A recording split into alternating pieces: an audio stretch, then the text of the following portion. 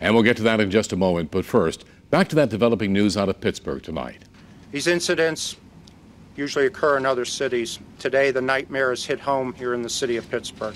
Tragedy in Pittsburgh as a gunman opens fire on worshipers during a service at a synagogue, leaving 11 people dead and others injured. Thanks for joining us on Eyewitness News at 11. I'm Kevin Hogan. Authorities also say 4 police officers were injured as the chaotic scene unfolded. The shooter is identified now as Pittsburgh resident Robert Bowers. They say he went into the Tree of Life synagogue during service and opened fire. Police say he also exchanged fire with responding officers before he was arrested and taken to a local hospital. Police later recovered an assault rifle and 3 handguns. It's a very horrific crime scene. It's one of the worst that I've seen, and I've been on some plane crashes. It's very bad. President Donald Trump condemned the attack during a speech in Indiana. The FBI is investigating the shooting as a hate crime. Bowers has been charged with 29 counts in the deaths of the 11 victims. And the deadly attack in Pittsburgh has synagogues all over the country on edge. Reactions and prayers are pouring in. But as Channel 3 Eyewitness News reporter Rachel Yankunis explains, local members of the Jewish community are on high alert. Members of the Jewish community say this attack could have happened at a place of worship here in Connecticut. They're praying for peace and solidarity, but some fear things could get worse. My initial reaction was that this could be my family.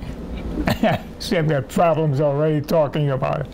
This could be my family, my daughter, my son. Emotional and distraught, 91-year-old Herb Shook thinks of the deadly attack in Pittsburgh. It's something he fears could happen at his synagogue here in Connecticut. It's terrifying. It's terrifying. I go to services on a Friday night, and I go most every Friday night, and I sit there and I wonder every week who's coming through the door.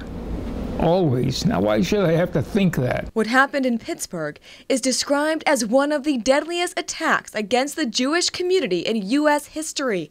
Publisher of Israel news agency Joel Layden believes the scathing political season has created a deep divide in the country. Do I believe that the worst is yet to come?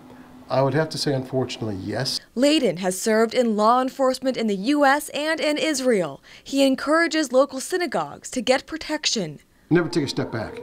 Just take a step forward, engage, confront, and bury the problem. Don't hide from it. So the first thing you want to do is you want to work with the police department because that's why they are there. To see a morning of prayer shattered, Shook thinks of his family and whether they will have to live in fear. With 3 wonderful granddaughters, and I wonder what kind of a life they can look forward to after seeing something like this, recognizing that these things can happen here, can happen to them. Law enforcement agencies across the state have said they will provide extra security at local synagogues. We will have the most up-to-date information on our Channel 3 app. Reporting in West Hartford, I'm Rachel Yankunis, Channel 3 Eyewitness News. Thank you, Rachel. In a statement posted on social media, Governor Daniel Malloy writes, "Today's senseless attacks is yet another tragic reminder that hatred, intolerance, and violence consume the hearts of too many individuals." He adds, "We have proven in Connecticut that common sense gun laws can prevent shootings and save lives." Meanwhile, Connecticut Senator Chris Murphy reacts by saying, "Not again, not again. My heart is breaking for the victims, the families, the congregation, and police officers in Pittsburgh." Stay with Channel 3 Eyewitness News for the very latest on the deadly shooting in Pittsburgh. We'll keep you updated on air and online, as well as on the Channel 3 app.